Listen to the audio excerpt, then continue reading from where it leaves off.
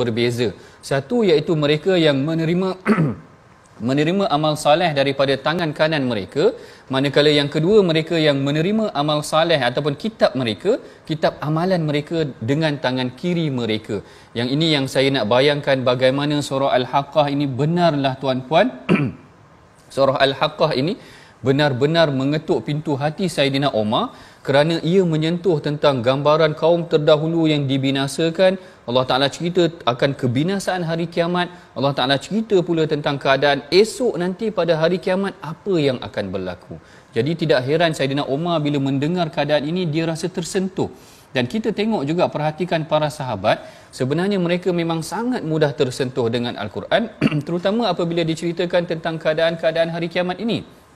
Saya teringat kisah Abdullah bin Hanzalah yang diriwayatkan oleh Al-Imam Ibnu Abi Dunya, yang menceritakan yang mana Abdullah bin Hanzalah ini berada dalam keadaan yang sakit dan dia berbaring atas kesakitan tersebut, sehinggalah apabila dibacakan ayat Quran kepadanya yang mana Allah Ta'ala menyebutkan lahum min jahannam mihadun wa min fawqihim ghawash, yang mana bagi mereka orang yang kafir ini akan dibentangkan permaidani di dalam neraka daripada api itu tadi, dan ada ghawash, ada penutup, maknanya mereka seakan-akan dipanggang, dibakar macam dibakar dalam oven yang tertutup sedemikian. Lalu apabila Abdullah bin Hanzalah mendengar dan melihat situasi ini dengan bayangan dia terus menangis, sehingga kan mereka yang meriwayatkan kisah tersebut merasakan seolah-olah Abdullah bin Hanzalah telah meninggal dunia kerana terlalu takut apabila diceritakan tentang azab Allah. Begitu juga dengan Fudail bin Iyad yang diceritakan daripada hadis Abu Bakar bin Ayyash, menceritakan bagaimana ketika mana dia mendirikan salat maghrib di belakang Fudail bin Iyad, yang mana Fudail bin Iyad tiba-tiba baca surah Al-Hakumut Takatsur. Surah Al-Hakumut Takatsur ini nampak macam simple sahaja, tetapi menceritakan keadaan manusia yang sibuk menguruskan ataupun mengumpulkan harta mereka. Al-Hakumut Takatsur, kamu telah dilekakan dengan sibuk mengumpulkan harta. Surah ni simple, tetapi kalau kita hayati, dia menegur kita.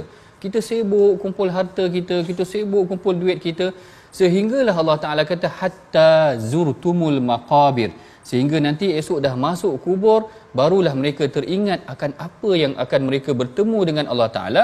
Sehingga pada ayat la tarawunnal jahim, apabila diceritakan tentang ayat kamu akan melihat neraka, Fudail bin Iyad pengsan, Ustaz. Allahu Akbar. Kita jarang berlaku begini Maknanya imam kalau baca sampai pengsan tu makmum akan terkejut. Ini menangis kerana terlalu takut. Terlalu takut sehingga pengsan. Ini gambaran-gambaran Allah Ta'ala ceritakan. Dan yang menarik di sini Allah Ta'ala ceritakan tentang kisah kegembiraan dahulu. Busyra dahulu, kisah kegembiraan dahulu, yang mana Allah Ta'ala kata fa amma man utiya kitabahu biyaminihi fayaqulu ha umqra'u kitabiah. Perhatikan ayat yang ke-19. Bagi mereka yang kitabnya diberikan di tangan kanan, maka dia berkata ambillah kitab, bacalah kitabku ini. Ini gambaran macam kita dapat report card, Ustaz. Macam kita dapat report card. Dapat 100, semua 100, semua kita mau cakap kat orang, ni tengok kita. Tengok report kat aku ni, tengok report kat aku. Allah Ta'ala cerita macam tu keadaannya orang pada hari kiamat. Bila dia diambil kitabnya dengan tangan kanan, dia excited, dia seronok dan dia berkongsi kegembiraan tersebut. Dia kata, ni tengok ni aku dapat dengan tangan kanan. Maknanya amalan dia lebih banyak daripada perkara kejahatan yang dia lakukan. Kita tuan-puan, mudah-mudahan Allah Ta'ala golongkan kita dalam golongan yang mendapat kitab kita daripada tangan kanan. Yang di sini disebutkan fa amma man utiya kitabahu biyaminihi. Yang dimaksudkan dengan kitab ini menurut ulama tafsir adalah kitab amalan kita. Maknanya segala yang kita lakukan hari ini, kalau kita tadabbur Al-Quran, mudah-mudahan Allah Ta'ala catatkan tu. Allah Ta'ala catatkan dalam kitab amalan kita, kita termasuk dalam amalan orang-orang yang kitab yang baik.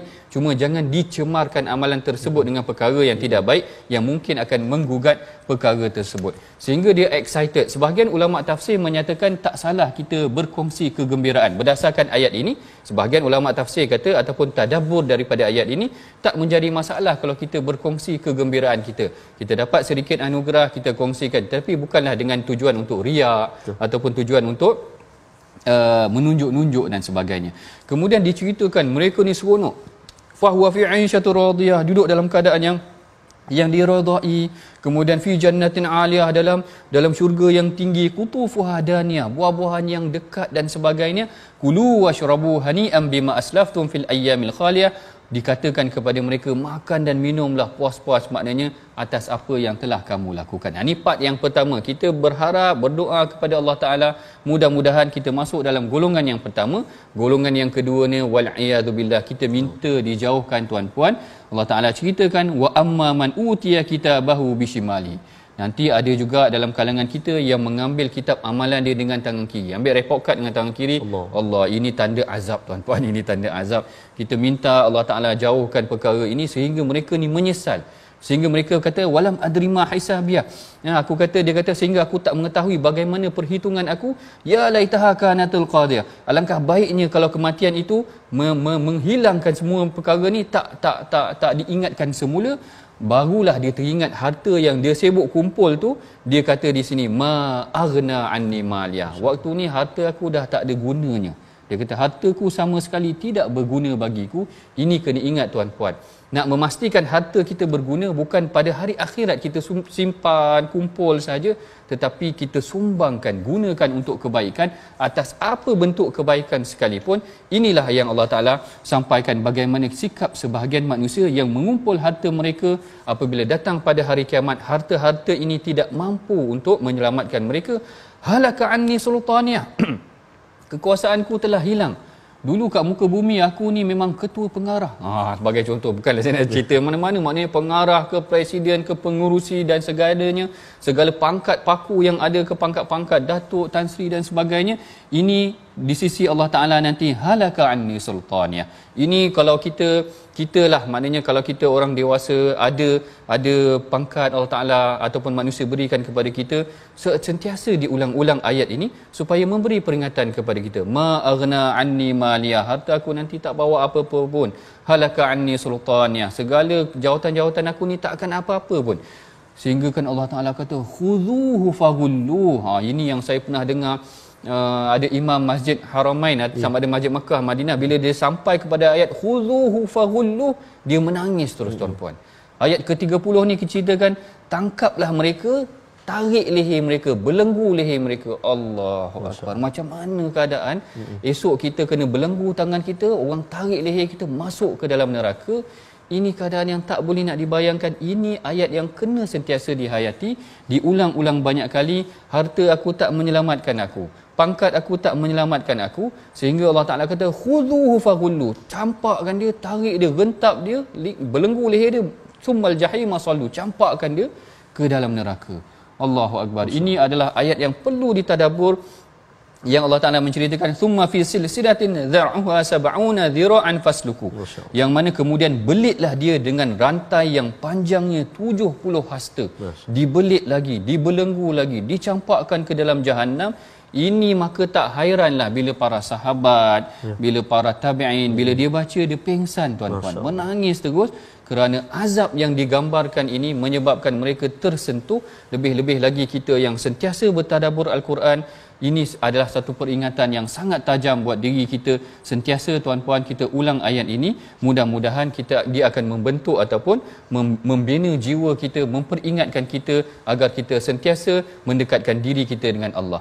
Apakah punca mereka ni mendapat kitab dengan tangan kiri? Apakah punca mereka ni diazab oleh Allah Taala dengan sedemikian rupa, direntap, dibelenggu, diikat dengan ikatan yang panjang sedemikian, lilitan sedemikian? Allah Taala kata ada dua sebab utama yang menyebabkan mereka diazab sedemikian. Yang pertama, innahu kana la yu'minu billahil azim, iaitu mereka tidak beriman kepada Allah Ta'ala. Yang ini kita mudah-mudahan selamat kerana kita semua beriman kepada Allah Ta'ala dan percaya atas apa yang dibimbing oleh Allah Ta'ala di dalam Al-Quran. Tetapi yang kedua ni penting, wala yahuddu ala ta'amil miskin, iaitu dia tidak mendorong orang lain untuk memberi makan kepada orang miskin. Tuan-puan yang dirahmati Allah sekalian, beri makan kepada orang miskin, lakukan amal soleh. Mudah-mudahan Allah Ta'ala selamatkan kita daripada azab api neraka ini. Kita